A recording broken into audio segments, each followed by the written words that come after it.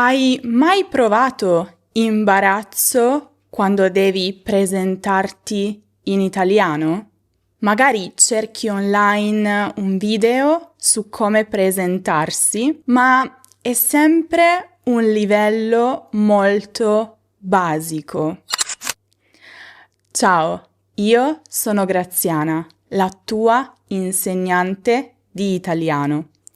E questo è il mio canale, Lernamo. Con questo video imparerai a presentarti in italiano in modo naturale e avanzato, come farebbe una persona di livello C1, C2, come un madrelingua. Vi darò tantissime opzioni che sicuramente si adatteranno a voi e alla vostra situazione. Ecco come organizzeremo questa lezione. Prima di tutto vedremo come iniziare una conversazione e presentarsi in modo sofisticato. Poi ci occuperemo di come dire il proprio nome con varianti avanzate. Successivamente impareremo a parlare della propria provenienza e dei propri interessi. E infine faremo un esercizio pratico per vedere quanto avete appreso. Siete pronti? Vediamo subito come iniziare una conversazione. Invece di dire semplicemente ciao, io sono, prova con queste alternative più raffinate. Non credo che ci siamo mai incontrati prima. Non sono sicuro che ci abbiano già presentati. Mi sembra che non ci conosciamo ancora. Queste frasi sono perfette quando siete sicuri di non aver mai incontrato la persona che avete davanti prima. Se invece volete presentare qualcun altro, potete dire: vorrei presentarti il mio collega Marco Rossi. Più formale. Hai mai conosciuto Giulia? Lei è una mia amica dell'università. Più informale. Adesso vediamo invece come dire il proprio nome con stile. Va benissimo dire io sono Graziana, ma si può anche espandere un po', soprattutto se avete una versione abbreviata del vostro nome o un soprannome. Io sono Alessandra, ma tutti mi chiamano Ale. O nel mio caso, io sono Graziana, ma tutti mi chiamano Gra. Il mio nome è Roberto, ma di solito tutti mi chiamano Roby. Chiamami pure Lina, è il diminutivo di Carolina. Il mio nome di battesimo è Bartolomeo, ma solo mia nonna mi chiama così. Mi sono sempre sentito più un Meo. Potete anche aggiungere un tocco di umorismo. Chiamami come ti pare, Guglielmo, Elmo, Guglie, ma mai Mimmo. Cosa succede se avete delle conoscenze in comune? Allora potreste dire cose come sono un amico o sono un collega di Carlo e potreste aggiungere parla sempre molto bene di te, che significa che Carlo dice sempre cose belle su quella persona. Quindi è un complimento molto lusinghiero che fa piacere a tutti sempre. Un'altra frase comune è: ho sentito molto parlare di te. Le risposte più comuni sono: tutto bene, spero. Dovrei preoccuparmi? Non credere a una sola parola. Potreste anche dire: finalmente posso associare una faccia al nome. O finalmente posso dare un volto al nome. Significa che è bello vedere finalmente la persona di cui si è sentito tanto parlare. Cosa succede invece quando potreste aver già incontrato qualcuno, anche se non ricordate bene o non siete sicuri al 100%? Potreste dire: mi sembra che le nostre strade si siano già incrociate. O credo che ci siamo già incontrati da qualche parte. Sbaglio o ci siamo già visti tempo fa? Chiaramente queste vanno molto bene quando la faccia di quella persona che avete di fronte vi è familiare, ma non ricordate esattamente quando o dove l'avete vista. Parlare di strade che si incrociano significa proprio questo. Se frequentate gli stessi ambienti sociali o lavorativi, potreste dire: dobbiamo frequentare gli stessi ambienti. Sbaglio o eri anche tu all'evento bla bla? Le nostre cerchie sono simili e se siete sorpresi perché l'altra persona vi ha detto che frequenta gli stessi ambienti, ma voi non l'avete mai incontrata, potreste dire: non posso credere che non ci siamo mai incontrati prima. O come abbiamo fatto a non presentarci in passato? So che le informazioni sono molte, ci sono molte alternative. Se volete ripassarle tutte e approfondire questa lezione, potete passare dal nostro sito web lernamo.com.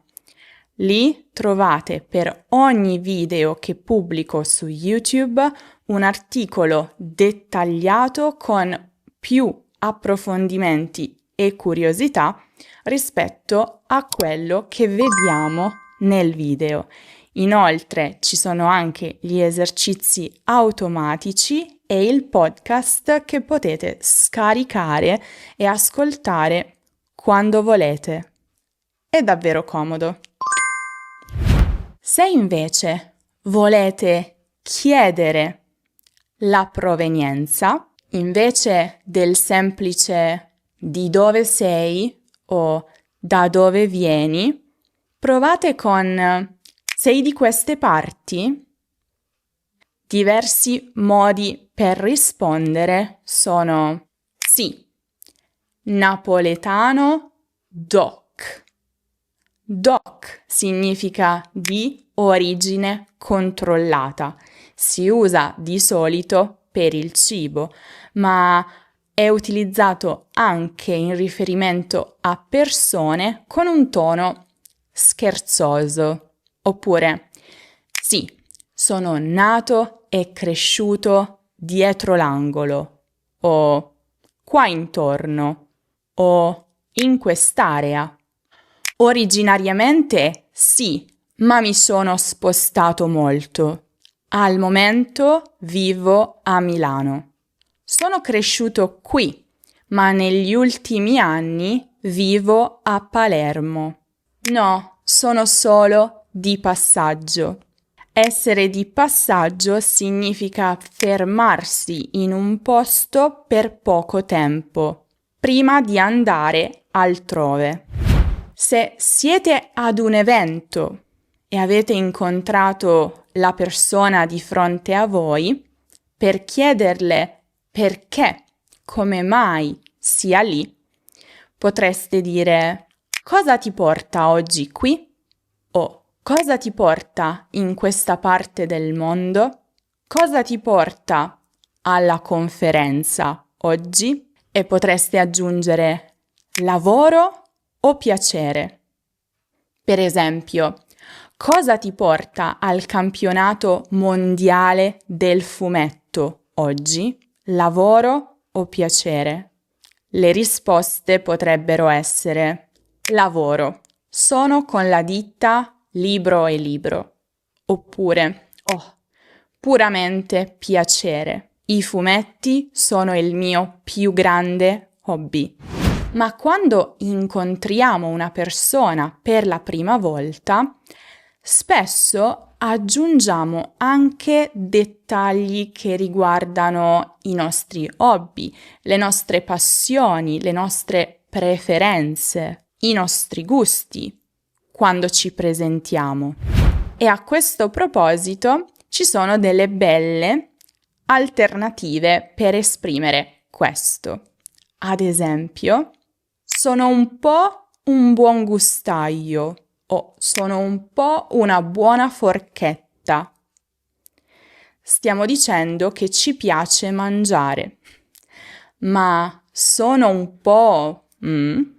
è un'espressione comune usata per attenuare, mitigare un'affermazione su noi stessi. Suggerisce che abbiamo una certa caratteristica o un certo interesse, ma in modo più casual, in modo più modesto, non troppo intenso.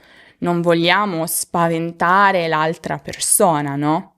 Si potrebbe dire che sono un po' un topo di biblioteca, per dire che ci piacciono i libri. Mi considero un po' un patito delle lingue. Anche questa espressione è molto bella. Essere un patito di, che significa avere un fortissimo interesse, una fortissima passione per qualcosa. Sono una patita delle lingue, sono una patita della musica, sono un patito dei libri.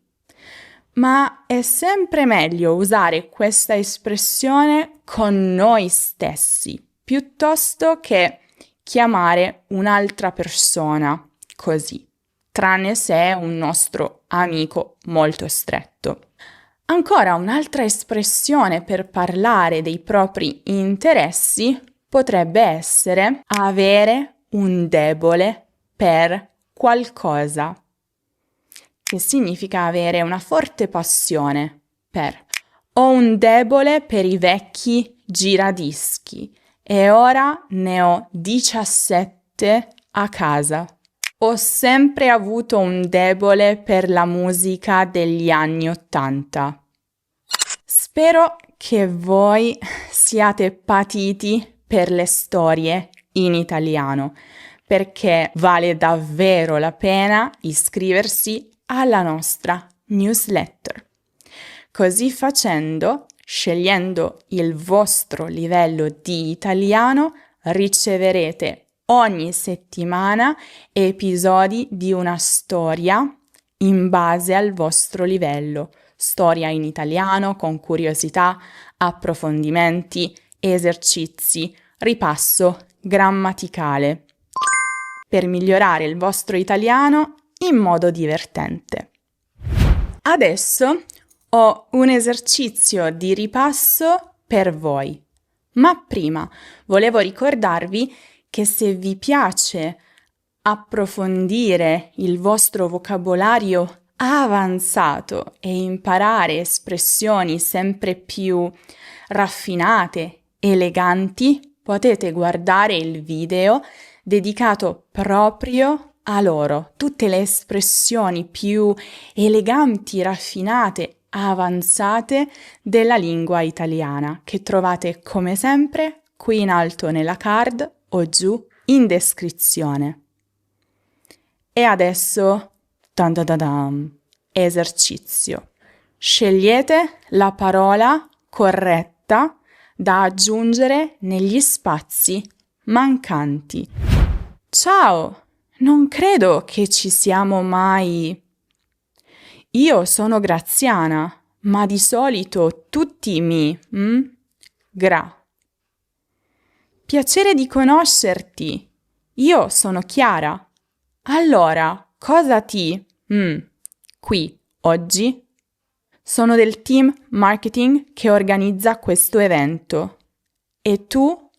Lavoro o. Un po' tutti e due.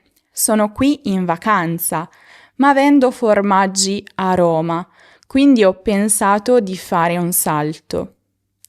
Sai, credo che le nostre si siano già incrociate. Eri alla conferenza Formaggi insieme a Napoli? Sì, c'ero. Dobbiamo frequentare gli stessi. Quindi sei anche tu un po' dipendente dai formaggi? Sì, si potrebbe dire così. Sono un po' una di qualsiasi cosa che abbia a che fare con il latte. Allora, com'è andata? Quante parole avete scritto? Adesso leggerò di nuovo il dialogo con le parole mancanti. Pronti per le soluzioni? Ciao, non credo che ci siamo mai presentate. Io sono Graziana, ma di solito tutti mi chiamano Gra. Piacere di conoscerti. Io sono Chiara. Allora, cosa ti porta qui? Sono del team marketing che organizza questo evento. E tu? Lavoro o piacere? Un po' tutti e due. Sono qui in vacanza, ma vendo formaggi a Roma, quindi ho pensato di fare un salto. Sai, credo che le nostre strade si siano già incrociate. Eri alla conferenza Formaggi insieme a Napoli? Sì, c'ero. Dobbiamo frequentare gli stessi ambienti. Quindi sei anche tu un po' dipendente dai formaggi? Sì, si potrebbe dire così. Sono un po' una patita di qualsiasi cosa che abbia a che fare con il latte. Allora, com'è andata? Quante ne avevate indovinate? Fatemelo sapere nei commenti. Se non sapete come mettere in uso tutte queste informazioni, potete scegliere un pacchetto di italiano intensivo. In questo modo avrete la possibilità di presentarvi ai nostri insegnanti madrelingua qualificati con queste espressioni e poi con loro effettuare un percorso di varie lezioni individuali online da svolgere quando e dove volete, proprio con loro. E con loro potrete fare qualsiasi cosa, chiacchierare, ripassare la grammatica, prepararvi per un esame di certificazione. E alla fine, credetemi, diventeranno vostri amici. Quindi cliccate su questo link che vi ho lasciato in descrizione. Io vi saluto, vi ricordo di lasciare un mi piace se il video vi è piaciuto e seguire l'Ernamo su tutti i social. Con questo è tutto, vi mando un grande bacio e ci vediamo prestissimo in un nuovo video.